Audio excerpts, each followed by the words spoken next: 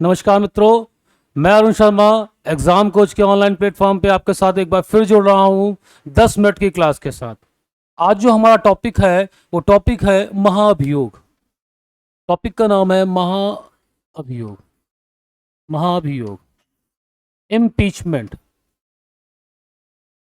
ये राष्ट्रपति का कार्यकाल 5 वर्ष का होता है, परंतु 5 वर्ष से पूर्व वो अपनी इच्छा अनुसार त्यागपत्र दे दे, उसकी मृत्यु हो जाए, या अपने कार्य को करने में वह सक्षम नहीं है, या संसद महाभियोग की प्रक्रिया के द्वारा उसे उसके पद से हटा दे। तो महाभियोग की एक प्रक्रिया है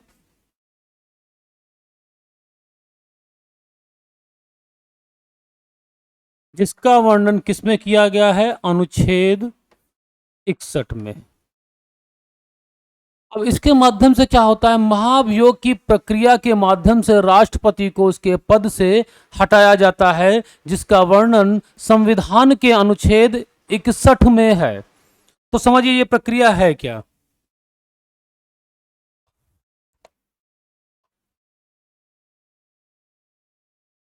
समझिए इसको।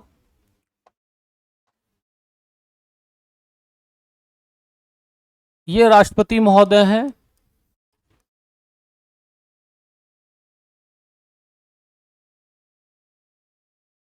इन पर क्या लगा? महाभियोग। इन पर क्या लगाया गया? महाभियोग लगाया गया। और महाभियोग क्यों लगाया गया? संविधान के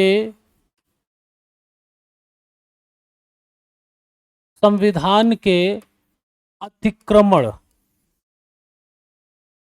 संविधान के अतिक्रमण के लिए। समझते चलिए एरो के डायरेक्शन में।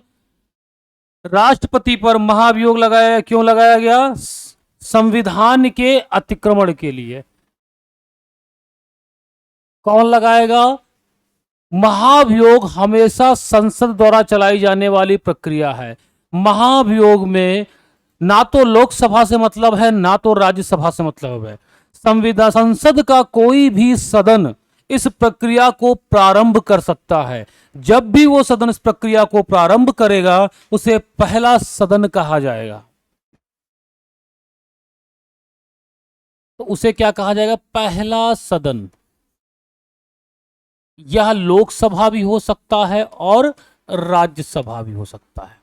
तो संसद द्वारा चलाई जाने वाली प्रक्रिया है जो राष्ट्रपति पर संविधान का अतिक्रमण करने के लिए लगाया जाता है।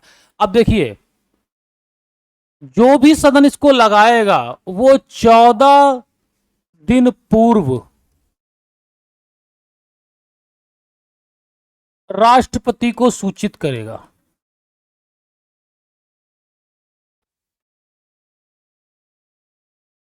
चौदह दिन पूर्व राष्ट्रपति को सूचित करना पड़ेगा कि आप पर महाभियोग की प्रक्रिया लगाई जा रही है।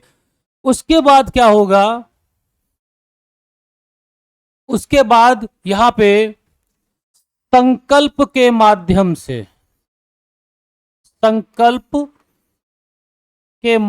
से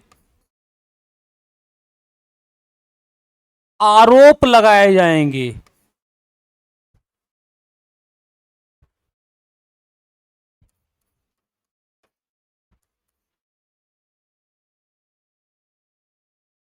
संकल्प के माध्यम से एक ऐसा प्रस्ताव लाया जाएगा जिसमें उन आरोपों की चर्चा होगी जो संविधान के अतिक्रमण के अंतर्गत आएंगे।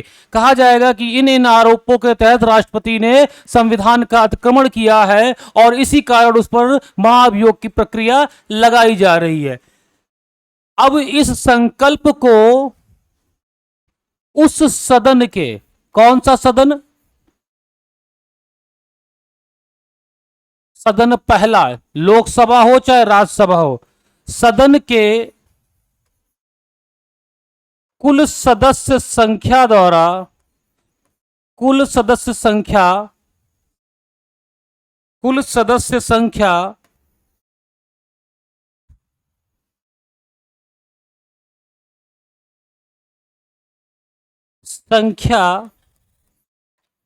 के 1/4 या 1/4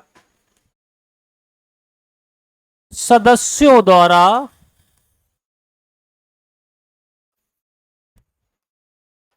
हस्ताक्षरित मतलब हस्ताक्षरित होना चाहिए। बात समझ में आई? मतलब उस संकल्प का जो प्रस्ताव है, आरोपों से जो आरोप लगाए गए हैं, उस पर उस सदन के जिस भी सदन में यह लाया गया है, कुल सदस्य संख्या का 1/4 सदस्य द्वारा हस्ताक्षरित होगा। और इसके बाद क्या होगा? इसके बाद प्रक्रिया चलेगी क्या?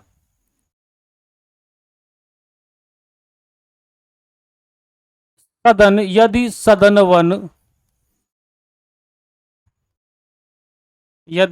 वन अपने कुल सदस्य संख्या का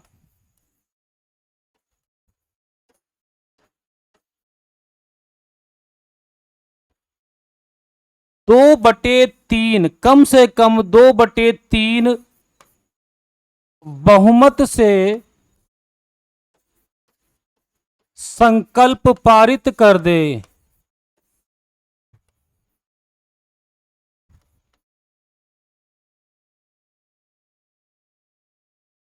तो क्या होगा? तब यह माना जाएगा कि यह जो आरोप का संकल्प है, यह पहले सदन से पास हो गया। इतनी बात समझ में आई? अब देखिए, अब ये जो संकल्प था, ये पास होके कहां जाएगा बेटा? ये पारित होकर कहां जाएगा? ये जाएगा सदन 2 में। 2 सदन है। दूसरा सदन क्या करेगा? दूसरा सदन आरोपों की जांच करेगा, आरोपों की जांच करेगा, और इसमें राष्ट्रपति को अपना पक्ष रखने का अधिकार है।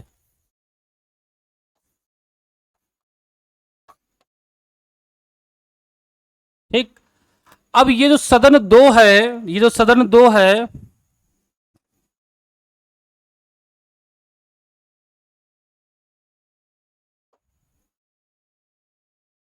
अगर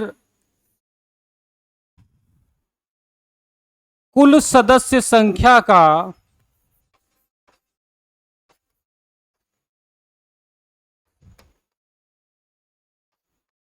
2/3 बहुमत से उस संकल्प को पारित कर दे, तो राष्ट्रपति को पद छोड़ना होता है।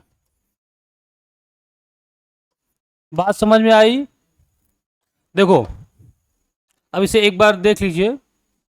राष्ट्रपति पर महाभियोग लगेगा। अनुच्छेद 61 में इसकी प्रक्रिया का वर्णन किया गया है। किस पे लगा? क्यों लगेगा? संविधान का अतिक्रमण करने के लिए लगेगा।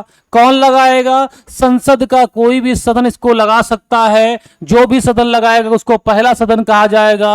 और उसको लगाने से पूर्व क्या 14 दिन पूर्व राष्ट्रपति को सूचित करना होगा, और संकल्प के माध्यम से यह लाया जाएगा जिसमें आरोपों की चर्चा होगी। और यह संकल्प यानी इस प्रक्रिया को संसद उस सदन में चलाने से पूर्व उस संकल्प पर उस सदन के कुल सदस्य संख्या का 1/4 सदस्यों द्वारा हस्ताक्षरित किया जाना चाहिए। मतलब 1/4 अगर उस पर हस्ताक्षरित कर देंगे तो यह माना जाएगा कि इसको सदन में के विचार के लिए प्रस्तुत करना पड़ेगा।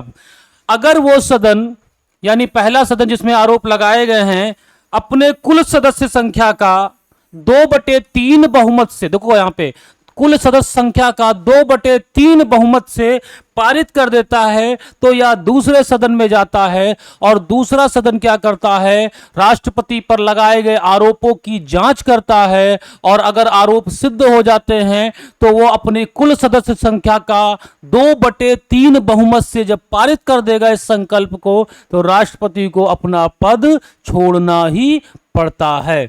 इतनी बात समझ में आई। देखिए यहां पे जो 2/3 है, संविधान में इसे विशेष बहुमत कहा जाता है और विशेष बहुमत अलग अलग आर्टिकल्स में अलग अलग तरह से प्रभावी है।